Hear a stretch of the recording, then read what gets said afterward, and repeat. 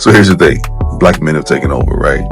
I am overjoyed that they have fully, utterly, and wholly made their mark and representation when it comes to the Met Gala. It excites me to no end. So let's just dive in. Samuel Hines, writer for GQ magazine, is correct when he says that menswear oftentimes takes a +1 approach when it comes to the Met Gala. It's usually all about the women. But this year, on that first Monday in May of 2025, the tides, they will change. I never planned this far in advance, but I'm geared up for this one. This one feels very exciting, very special. It's an honor to be a part of this one just by being there.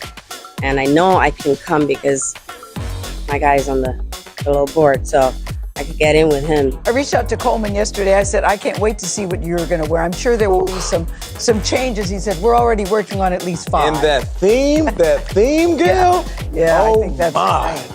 Let's start from the top. Co-chaired by A$AP Rocky, Colman Domingo, Pharrell Williams, Lewis Hamilton, and then honorary champion LeBron James, sets the standard really high, the bar really high for representation amongst the Black community, but also the style and aesthetic that's going to be presented as well. Art and fashion, particularly fashion for me, has been like air in your lungs. It's very much a mood because it swings every day and it's an evolution. It's something that's constantly evolving. But for me, to be able to express myself in the way I look and have confidence, historically, Black people would wear it as protection, but over time you learn how to express yourself and show up with dignity and courage. Because Anna Wintour asked me, and she was very excited to really share with me the theme of it as well, and thought it would be very history-making. And I guess folks have been looking at me in recent years as being someone who, and I think it's not just about style, who has a lot of style, but I feel like it's about how I carry that style and the impact that it can have. Now let's talk theme, right? I'm about to nerd out. The theme is Superfine, Tailoring Black Style. Let me read it so I can get it right. Superfine will examine the understudied yet deeply relevant figure of the Black dandy and how Black men have used clothing, specifically formal clothing, to define themselves throughout history. But what even is a Black dandy? Well, the term dandy originated in the Regency and Victorian eras of England, and it came to mean a man who took an extraordinary amount of investment in his appearance as a means of showcasing his status and or self-made success. But you've probably heard it in phrases like fine and dandy or Yankee Doodle Dandy, which was a British way of referring to Americans who took up this aesthetic. So when it comes to the history of Black dandies, that European aspect is important to note because initially this aspect of dandyism was forced upon us. Wealthy enslavers would make the Africans that they trafficked dress a certain way to symbolize their own status. But all throughout this time, enslaved people, freedmen, and Black activists would simultaneously make investments in their own appearance as a form of autonomy and also progressing Black movements for abolition and liberation. And in every major era of Black history in the United States and Britain since the slave trade, Black men have continued to utilize dandyism in this way to push back against more stereotypical depictions of Black masculinity. But by now, Black dandyism has definitely taken up a life of its own and evolved into many different manifestations with different purposes all throughout the African diaspora. So for the purposes of this video, we're going to call the entire gala Superfine. And so Superfine is a great opportunity to understand kind of how the Black dandies of their day and even of today, right, have made menswear what it is throughout history. Okay, there's an unmistakable thread when you look at what Black dandies have done in terms of how they've represented their style, their space, their fashion, their art, their creativity, and how it aligns with what menswear is current in today's society. Now, it's no secret that the Black man has been a culture savant and culture creator for the world at large, right? So let's set the stage with a couple of definitions. Let's define dandy, right? Dandy is a man who places a particular importance upon physical appearance, upon grooming, upon kind of having a refined language, being a man of culture when it comes to his leisurely hobbies, okay? A dandy is what we now say oftentimes a Renaissance man. Started way back, you know, from the 20s, and we have icons like Duke Ellington, the composer, and contemporary designers today like Oswald Boateng, who showcases his bold, structured suits, you know, and that's why dandyism is still going on today. If you had to explain Black dandyism in one sentence, how would you put it in maximum 6 words? Bold. Bold. Bold. You don't even need 6 words. No, one is enough. We're going to see kind of some inroads into style from a historical perspective. And point of reference, this is the first time that the Met Institute has kind of used race completely in an exhibition. So it's groundbreaking.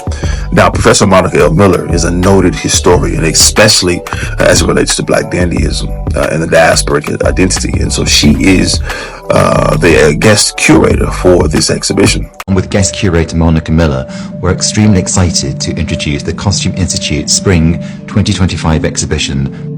The show is inspired by Monica's 2009 book, Slaves to Fashion, Black Dandyism and the Styling of Black Diasporic Identity. My book and research explores the cultural history of the Black dandy, from the concept's historical origins to his emergence during the 18th century and his contemporary incarnations. In recent years, we've witnessed somewhat of a renaissance in menswear, spurred on by both established and emerging designers, as well as prominent men of style who've been more willing to take risks with their self-presentation. The show will explore the Black dandy as both a concept and an identity signifier. Monica's research invites us to examine men's fashion not only in terms of race, but also in terms of class, gender, and sexuality.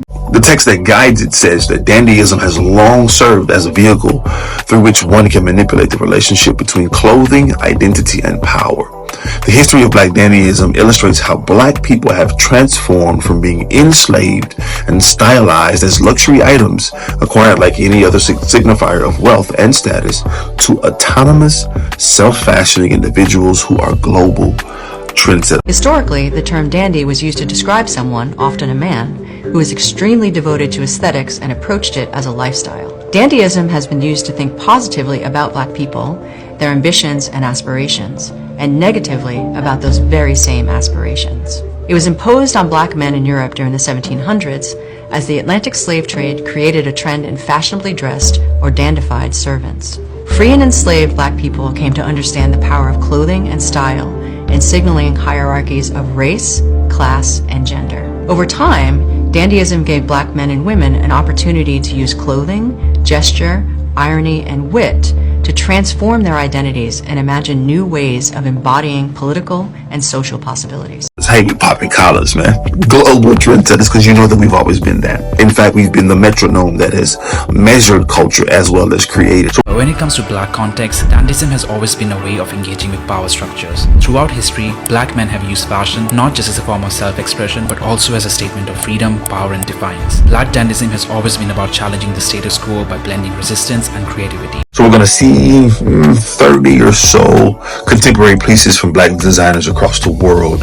And the confirmed ones are Wells Bonner, Pharrell Williams, Virgil, Olivier Rousteing, Balmain, Fode Doumbouya of Labour in London. And, you know, we're thinking that other brands such as Fear of God, Maritime Rose, Casely Hayford, Bianca Saunders, and others are probably on the list. Black dandyism is a cultural phenomenon that has existed for centuries, right? Characterized by sharp dressing and self-assurance and individuality within Black communities. In fact, the writer of the book Dandelion is quoted by saying, Black dandyism serves as a catalyst for contemporary Black identities to explore self-fashioning and expressions of neo-Victorian Blacks. Okay, the Black dandy looks highly tailored, which is the antithesis of today's trend of baggy wear, right?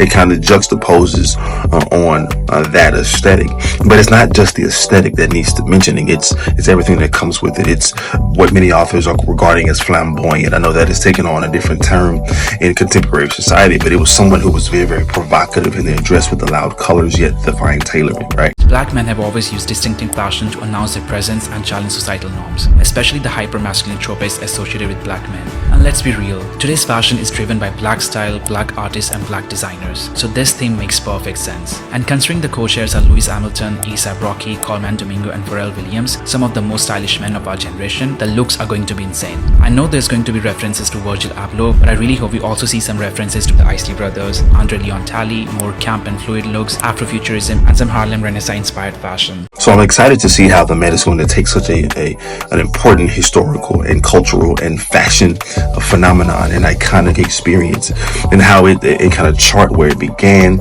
and how it and to see how it where it is currently today. And so the red carpet, I'm excited to see what's going to happen. I would love to be in the face of the place, shameless plug, so that we can kind of understand what's going on. But I tell you, this is something to celebrate in the menswear world, in the fashion world, worldwide. Just like any other thing, we've dealt with discrimination and we've dealt with the erasure of our culture. And so having such an iconic international expression of our culture be at the forefront, shout out to y'all. So Met Gala 2025, I cannot wait.